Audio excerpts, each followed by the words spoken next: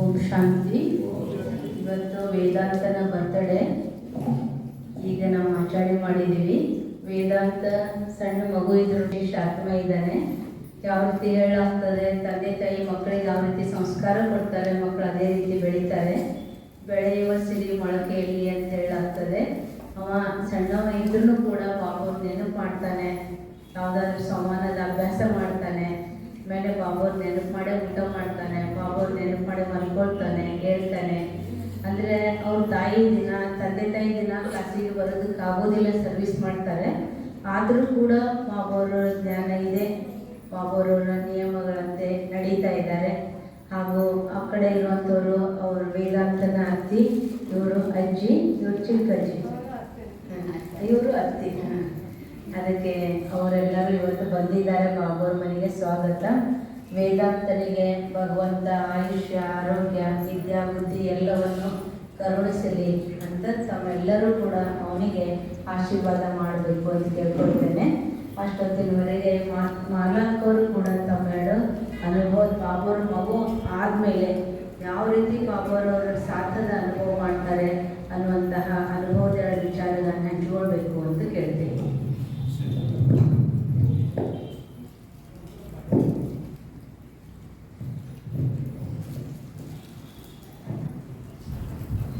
ಓಂ ಶಾಂತಿ. ಎಲ್ರಿಗೂ ನಮಸ್ಕಾರ. ನನ್ನ ಹೆಸರು ಮಾಲಾ ಕೂಲ್ಗೇರಿ ಅಂತ. ಇವರು ನಮ್ಮ ಮನೆಯವರು ಪ್ರೊಫೆಸರ್, BEd ಕಾಲೇಜ್ನಲ್ಲಿ ಪ್ರೊಫೆಸರ್ ಆಗಿ ಕೆಲಸ ಮಾಡ್ತಾರೆ. ನಮ್ಮ ಅತ್ತೆಯವರು, ಆಮೇಲೆ ನಮ್ಮ ದೊಡ್ಡ ಆಂಟಿಯವರು, ಆಮೇಲೆ ನಮ್ಮ ಸಣ್ಣ ಆಂಟಿಯವರು. ನಾವು ಭಾಳ ದಿನ ಆಯ್ತು ಬಾಬಾರ ಜ್ಞಾನವನ್ನು ತಗೊಂಡು. ನಾನು ಕಾಲೇಜ್ನಾಗ ಇರಬೇಕಾದ್ರೂ ಬಾಬಾರ ಮನೆಗೆ ಹೋಗ್ತಿದ್ದೆ, ಬಾಬಾರ ಪಾಲನೆಯನ್ನು ಮಾಡ್ಕೊಂಡಿದ್ದೀನಿ. ಅಂದರೆ ಬಾಬಾರ ಭಾಳ ಪಾಲನೆ ಕೊಟ್ಟಾರೆ. ನಾವು ಜಗತ್ತಿನಲ್ಲಿ ಹೇಳ್ತಿರ್ತೀವಿ ಏನಪ್ಪ ಅಂದ್ರೆ, ಅಲ್ಲಿದೆ ನಮ್ಮ ಮನೆ, ಇಲ್ಲಿ ಬಂದೆ ಸುಮ್ಮನೆ ಅಂತೇಳಿ. ನಿಜವಾಗ್ಲೂ ನಮ್ಮ ಮನೆ ಇದಲ್ಲ ಅಲ್ಲ, ಅದನ್ನೇ ನಮ್ಮ ಮನೆ ಅಂದ್ಕೊಂಡು ಹೋಗ್ತಾ ಇದ್ದೀವಿ. ಅಂದರೆ ಈ ಮಾಯಾ ಹೆಂಗೈತಿ ಅಂದ್ರೆ, ನಮ್ಮ ಸ್ವಂತ ಮನೆ ಯಾವುದು ಅನ್ನೋದು ಕೂಡ ಲಕ್ಷ್ಯ ಇರಲಾರ್ದಂಗೆ ಮಾಡ್ತೈತಿ. ಆ ಮಾಯಾ ಅದು ಯಾವಾಗ ಯಾವ ರೂಪದಾಗ ಬರ್ತದೆ ಹೇಳಕ್ಕೆ ಬರೋದಿಲ್ಲ. ಹಾಗಾಗಿ ನಾವು ಇದನ್ನು ನಿರಂತರವಾಗಿ ಬಾಬಾನ ನಾವು ಜ್ಞಾನಸಾಗರ ಅಂತ ಹೇಳ್ತೀವಿ. ಜ್ಞಾನಸಾಗರದಲ್ಲಿ ನಾವು ಎಷ್ಟು ಈಸಿ ಇದ್ರೂ ಕಡಿಮೆ. ಯಾಕಂದರೆ ನಾವು ತೆಗೆದುಕೊಂಡಿರುವಂತಹ ಜ್ಞಾನ ಸಾಸಿವೆ ಕಾಳಿನಷ್ಟು ಅಂತ ಅನ್ಕೋತೀನಿ ನಾನು. ಯಾಕಂದರೆ ಪ್ರತಿನಿತ್ಯನೂ ಮಾಯಾ ಜೊತೆ ನಾವು ಹೋರಾಟ ಮಾಡಲೇಬೇಕು. ಬಾಬಾರನ್ನ ನೆನಪು ಮಾಡಲಿಕ್ಕೆ ಕುಂತ್ರೆ ಜಾಸ್ತಿ ಬರ್ತದೆ. ಇಲ್ಲ ಅಂತಂದ್ರೆ ನಾವು ಸುಮ್ಮನೆ ಅಡ್ಡಾಡ್ರಿ ಎಲ್ಲರ ಜೊತೆ ಏನು ಬರೋದೇ ಇಲ್ಲ ಅದು.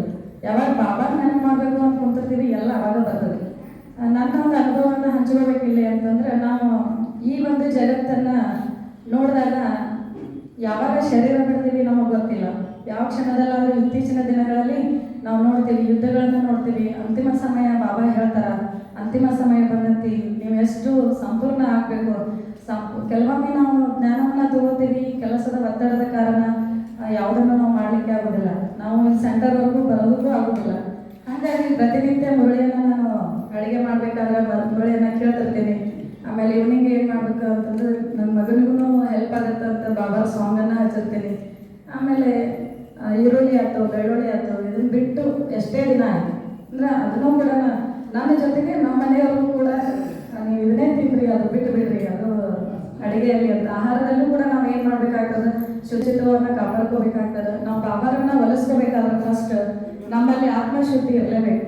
ಅದನ್ನು ನಾವು ಬಾಬಾ ಹೇಳ್ತಾರೆ ಒಂದು ಕಡೆ ಮುರಳಿಯಲ್ಲಿ, ಇದು ಒಂಥರ ಅಗಸನ ಬಟ್ಟೆ ಆಗಬೇಕಾಗೈತಿ ನಮ್ಮ ಆತ್ಮ ಅಂತ ಹೇಳಿ.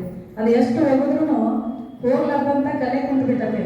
ಆ ಕಲೆಯನ್ನು ನಾವು ನಿವಾರಣೆ ಮಾಡ್ಕೋಬೇಕಂತಂದ್ರೆ ನಿರಂತರವಾಗಿ ಬಾಬಾರನ್ನ ನಾವು ನೆನಪು ಮಾಡಲೇಬೇಕು. ಬೇರೆ ಯಾವುದೇ ಇದು ಇಲ್ಲ, ಪರ್ಯಾಯ ದಾರಿ ಯಾವುದೂ ಇಲ್ಲ. ಹಾಗಾಗಿ ನಾನು ಬಾಬಾನ ಮನೆಗೆ ಬಂದ ತಕ್ಷಣ ನಾನು ಮುಂಚೆಯಿಂದ ನೋಡ್ತಾ ಇದ್ದೆ, ಅಕ್ಕಂದ್ರೆಲ್ಲ ಕಾಲೇಜ್ಗೆ ಹೋಗ್ಬೇಕಾದ್ರೆ ಏನಿದು ವೈಟ್ ಸಾರಿ ಹಾಕೊಂಡು ಏನೈತಿ ಇಲ್ಲೇ ಅಂತಂದು ಆ ಥರ ಅಂದ್ಕೊಂಡು ಒಂದು ಸರ್ತಿ ಹೋದಾಗ ಜ್ಞಾನವನ್ನ ತಗೊಂಡೆ. 7 ದಿನ ಕೋರ್ಸ್ನು ಮಾಡಿದೆ. ಅಲ್ಲಿಂದ ನಿರಂತರವಾಗಿ ನನ್ನ ಬಾಬಾ ಕೈ ಹಿಡ್ಕೊಂಡ ಬಂದ. ಈ ಜಗತ್ತಿನಲ್ಲಿ ನಾವು ಬರಬೇಕಾದ್ರೂ ಒಂಟಿ, ಹೋಗ್ಬೇಕಾದ್ರೂ ಒಂಟಿ. ಸೊ ಹಂಗಾಗಿ ನಾವು ಏನು ನಿಮಿತ್ತವಾಗಿ ನಾವು ಎಲ್ಲ ಕೆಲಸ ಕಾರ್ಯಗಳನ್ನ ಮಾಡ್ಕೋಬೇಕು. ನಿಮಿತ್ತ ಅಷ್ಟೇ, ಗಂಡ ಇರ್ಬೋದು, ಮಕ್ಕಳು ಇರ್ಬೋದು, ಅತ್ತೆ ಮಾವ ಇರ್ಬೋದು, ಯಾರೇ ಇರಲಿ ಅವ್ರ ಜೊತೆಗೆ ನಮ್ಮದು ನಿಮಿತ್ತವಾದಂಥ ಒಂದು ಸಂಬಂಧವನ್ನು ನಿಭಾಯಿಸ್ಕೊಂಡು ನಾವು ನಮ್ಮದು ಶಾಶ್ವತವಾದ ಸಂಬಂಧ ಯಾರನ್ನ ಅಂದ್ರೆ ಬಾಬಾ ಅಷ್ಟೇ. ನಾನು ಕಂಡುಕೊಂಡಿದ್ದಂಥದ್ದು ಬಾಬಾ ಯಾವತ್ತೂ ನಮ್ಮನ್ನು ಕೈ ಬಿಡೋದಿಲ್ಲ. ಬಾಬಾರನ್ನ ನಾವು ನಿರಂತರವಾಗಿ ನೆನಪು ಮಾಡಬೇಕು. ನೆನಪಿನಿಂದಲೇ ನಮ್ಮ ಪಾಪ ಕರ್ಮಗಳು ಎಷ್ಟೋ ಜನ್ಮಗಳಿಂದ ಮಾಡ್ಕೊಂಡು ಬಂದೀವಿ. ಬಾಬಾ ಹೇಳ್ತಾರೆ, ಇದು ಎಷ್ಟು ಜನ್ಮಗಳಿಂದ ಪಾಪ ಐತಿ ಅಂದ್ರೆ ಅದು ಅಂಟುಕೊಂಡಿದ್ದು ಹೋಗ್ತಾನೆ ಇಲ್ಲ. ಅದಕ್ಕಾಗಿ ನಾವು ಏನು ಮಾಡಬೇಕು, ಒಂದು ಯೋಗವನ್ನು ಮಾಡಬೇಕು. ಯೋಗವನ್ನು ಮಾಡಿದಾಗ ನಮ್ಮ ನಿರಂತರವಾಗಿ ನಮ್ಮ ಪಾಪಗಳು ಆಗ್ತಾ ಬರ್ತಾವೆ. ಸೊ ಹಂಗಾಗಿ ನನಗೂ ಒಂದು ಆಸೆ ಅಂದರೆ ನಮ್ಮ ಮನೆಯಲ್ಲಿ ಇರ್ತಕ್ಕಂಥ ಎಲ್ಲರೂ ಕೂಡ ಬಾಬಾ ಮಕ್ಕಳಾಗಲಿ ಅಂತ. ಯಾಕಂದ್ರೆ ಹಿಂದಿಲ್ಲ ಅಂದರೆ ಇವಾಗಿಲ್ಲ ಅಂದ್ರೆ ಮತ್ತೆಂದೂ ಇಲ್ಲ ಅಂತ ಹೇಳ್ತಾರೆ. ಅಭಿನಯಿತು ಕವಿನಹಿ ಅಂತ ಹೇಳಿ.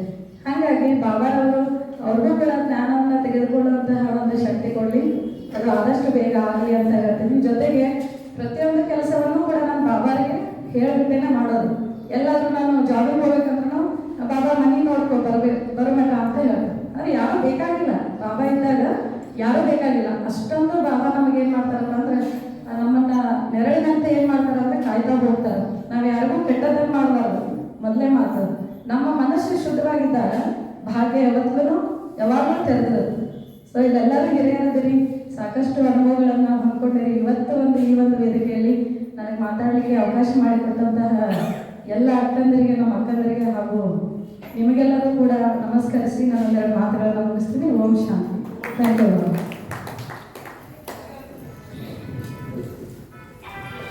ಅಣ್ಣವರು ತಮ್ಮದು 2 ವಿಚಾರ ನಾನು ಹಂಚ್ಕೋಬೇಕು ಅಂತ ಹೇಳ್ತೀನಿ.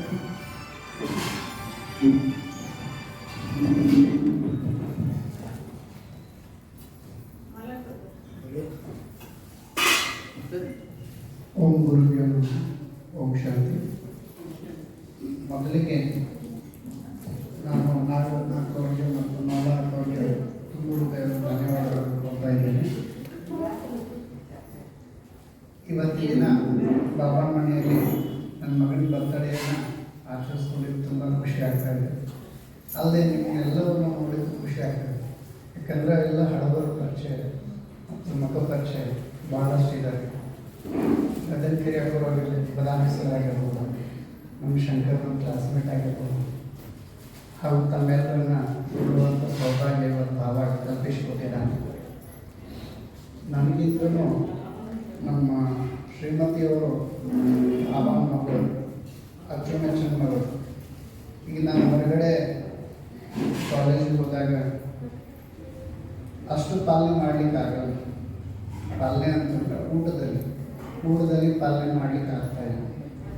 ಉಳಿದಂತೆ ಎಲ್ಲವುಗಳ ನೆನಪುಗಳನ್ನು ಮಾಡ್ತಾ ಇರ್ತಾರೆ. ಕೆಲವೊಂದಿಷ್ಟುಗಳು ಎಲ್ರಿಗೂ ಕಂಟ್ರೋಲ್ ಆಗೋದಿಲ್ಲ. ಮನಸ್ಸು ಅಂತ ಚಂಚಲ ಇದೆ. ಈಗಾಗಲೇ ನಮ್ಮ ಶ್ರೀಮತಿಯವರು ಹೇಳಿದ ಹಾಗೆ ಈ ಪರ ಜಗತ್ತಿನಲ್ಲಿ ಭಾಳ ತಲೆನ ಆಗಿರ್ತೀವಿ.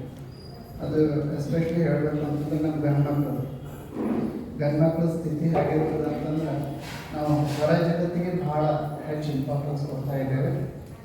ಬಾಬಾ ಮನೆ ಬಂದಾಗ ಅವುಗಳು ಬದಲಾವಣೆ ಆಗುವಂಥ ಎಲ್ಲ ಕಾರ್ಯಗಳನ್ನು ಇಲ್ಲಿ ಮಾಡಲಾಗ್ತದೆ. ನಾನು ಸಮಾಜಕ್ಕೆ ಸಿಕ್ಕಾಗ ಇಲ್ಲಿ ಬಂದು ಬಿಡುವಾಗ ನಾನು ಬಂದು ಕೂತಿರ್ತೀನಿ.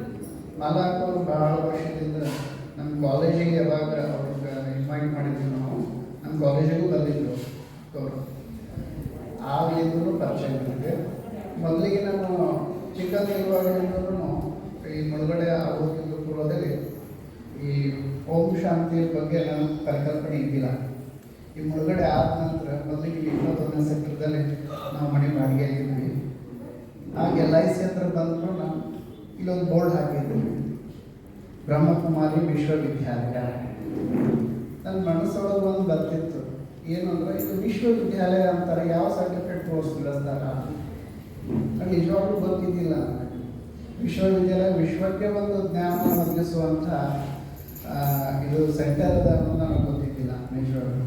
ನಂತರದೊಳಗೆ ಇವಾಗ ನಮ್ಮದು ವೈವಾಹಿಕ ಜೀವನದಲ್ಲಿ ನಾನು ಕಾಲಿಟ್ಟೆ. ನಮ್ಮ ಮಿಸಸ್ ಅವರು ಅದಕ್ಕೆ ಭಾಳ ಪ್ರಮುಖವಾಗಿದ್ದರು. ಅವ್ರು ಅಂದಿದ್ರು, ಇಲ್ಲಿ ಓಂ ಶಾಂತಿಗೂ ನಾನು ಹೋಗ್ತಿದ್ದೆ. ಅವರೆಲ್ಲ ಹಿಂದಿದ್ದೆಲ್ಲ ಮಾತು ಹೇಳಿದರು ನನಗೆ. ನಾನು PUC ಹೋಗ್ತಿದ್ದೆ, ಇಲ್ಲಿ ಹಿಂಗಿರ್ತದೆ, ಇದನ್ನೆಲ್ಲ ಹೇಳ್ತಾರೆ. ನನ್ನ ಮೊದಲಿಗೆ ಏನಂತಿದ್ದೆ, ಹೌದಾ ಬಾಬಾ ಪರಮಧಾಮದೊಳಗೆ ಇರ್ತಾರೆ. ಹೌದು ಸರಿ, ನಾನು ಹೇಳ್ತೀನಿ ಶಿವಾನು ಪರಮಧಾಮದೊಳಗೆ ಇರ್ತೀನಿ.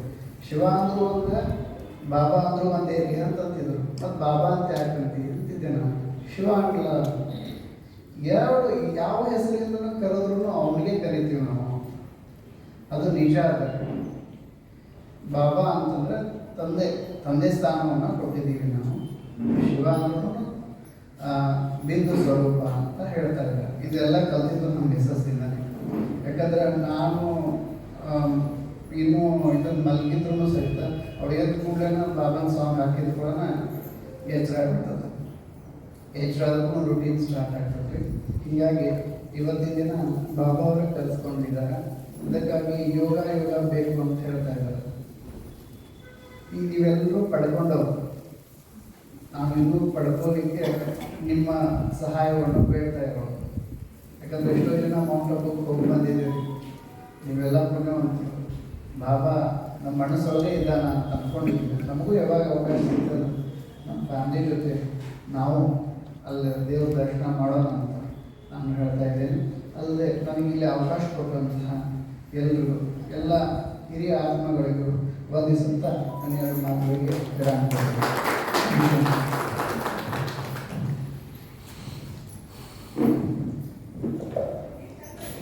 ಧನ್ಯವಾದಗಳು. ಇಲ್ಲಿ ಡಾಕ್ಟರ್ ಬಂದಿದ್ದಾರೆ, ಬನ್ನಿ. ಅವರು ತಮ್ಮ ಪರಿಚಯ ಕೊಡ್ತಾರೆ ಹಾಗೂ ಆ ಮಗುವಿಗೆ ಬರ್ತ್ಡೇ ವಿಶ್ ಮಾಡಬೇಕು ಅಂತ ಕೇಳ್ಕೊಳ್ತೇನೆ, ಹಾಗೂ ತಮ್ಮ ಪರಿಚಯ ಕೊಡಬೇಕು ಅಂತ. ಎಲ್ಲ ಗುರು ಹಿರಿಯರಿಗೆ, ಮಾತೆಯರಿಗೆ ನಮಸ್ತೆ. ನನ್ನ ಹೆಸರು ಡಾಕ್ಟರ್ ವೆಂಕಟೇಶ್ ಗೌಡ. ನಮ್ಮ ಹೆಂಡತಿ ಇದ್ದಾರೆ, ಅವರು ಡಾಕ್ಟರ್ ಸುಪ್ರಿಯಾ ಗೌಡ ಅಂತ. ನಾವು ಇಲ್ಲಿ 35ನೇ ಸೆಕ್ಟರ್ ನಿರಾಮಯ ಆಯುರ್ವೇದ ಆಸ್ಪತ್ರೆ ಅಂತ ನಾವು ಒಂದು ಸುಮಾರು 2 ವರ್ಷದಿಂದ ನಡೆಸ್ತಿದ್ದೀವಿ. ಸುಮಾರು ನಾವು 9 ವರ್ಷಗಳಿಂದ ನಾವು ಆಯುರ್ವೇದ ಚಿಕಿತ್ಸೆಯನ್ನು ಗುಳೇಗುಡ್ಡು, ಬಾಗಲಕೋಟೆ, ಇಕ್ಕಲ್, ಶಿರೂರು, ಕಮತಿ, ಈ ಕಡೆ ಎಲ್ಲ ಕಡೆ ನಾವು ಆಯುರ್ವೇದ ಚಿಕಿತ್ಸೆಯನ್ನು ಕೊಡ್ತಾ ಬರ್ತೀವಿ. ಈ ಆಯುರ್ವೇದ ಚಿಕಿತ್ಸೆ ಯಾವುದೇ ಒಂದು ಸ್ಪೆಸಿಫಿಕ್ ಡಿಸೀಸ್ಗೆ ಅಲ್ಲದೆ ನಮ್ಮ ರೋಗ ನಾವು ಅಂದರೆ ನಮ್ಮ ಶರೀರವನ್ನು ಯಾವುದೇ ರೋಗ ಬರದ ಹಾಗೆ ನೋಡ್ಕೊಳ್ಳಿಕ್ಕೆ ನಾವು ಆಯುರ್ವೇದ ಚಿಕಿತ್ಸೆಯನ್ನು ಮಾಡ್ಕೊಳ್ಳಬೇಕಾಗುತ್ತೆ.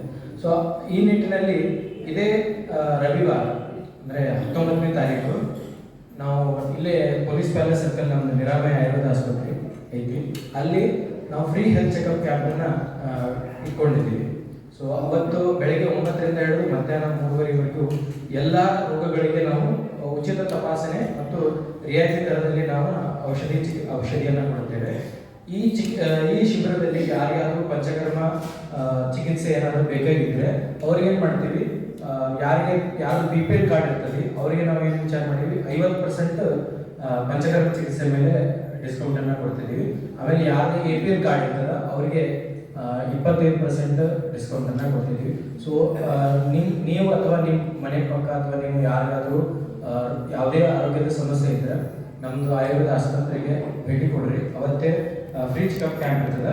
ಅಥವಾ ನಿಮ್ಗೆ ಅವತ್ತಾಗಲಿಲ್ಲ ಅಂದ್ರೆ ಮತ್ತೊಂದು ಡೇಟ್ ಐತಿ, ಅಂದರೆ ಇದೇ ತಿಂಗಳ 26ನೇ ತಾರೀಕಿಗೆ ಮತ್ತೊಮ್ಮೆ ಅಂದರೆ ಅದು ರವಿವಾರನೇ ಐತಿ. ಯಾಕಂದರೆ ಬಾಗಲಕೋಟೆ ಜನ ಇರೋದ ರವಿವಾರ, ಉಳಿದ ದಿನ ಎಲ್ಲರೂ ಕೆಲಸಕ್ಕೆ ಹೋಗಿಬಿಡ್ತಾರೆ. ಸೊ ಹೀಗಾಗಿ ಅದನ್ನು ನಾವು ನೋಡಿಕೊಂಡು ನಾವು ರವಿವಾರನ ನಾವು ಆರ್ಗನೈಸ್ ಮಾಡ್ತೀವಿ.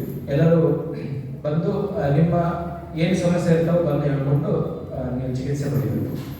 ಸೊ ನನ್ನ ಮಗುವಿನ ಹೆಸರು ಗೊತ್ತಿಲ್ಲ, ವೇದಾಂತ ಮೆನಿಮೋ ಲೆಕ್ನೆಸ್ ಅಂತ ಹೇಳಿ.